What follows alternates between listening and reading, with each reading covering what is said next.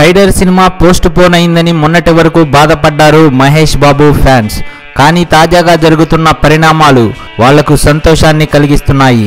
అవును, అన్నీ అనుకున్నట్లు జరిగితే ఆగస్టులో స్పైడర్ సినిమా రిలీజ్ అవుతుంది.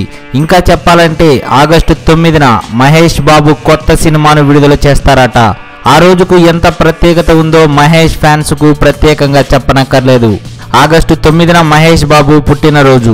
ఆ రోజు స్పైడర్ సినిమా విడుదలవుతుండడం నిజంగా విశేషమే.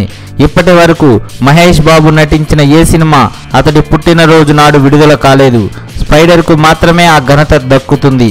దీంతో పాటు మరో సెంటిమెంట్ యాంగిల్ కూడా ఇక్కడ మిక్స్ అయింది. మహేష్ కెరీర్ లోనే బిగ్గెస్ట్ హిట్ గా నిలిచిన శ్రీమంతుడు సినిమా ఆగస్టులోనే విడుదలైంది. ఇప్పుడు స్పైడర్ మూవీ కూడా ఆగస్టులోనే వస్తుండడంతో సెంటిమెంట్ ప్రకారం ఇది కూడా పెద్ద హిట్ అవుతుందని ఎక్స్పెక్ట్ చేస్తున్నారు మహేష్ అభిమానులు.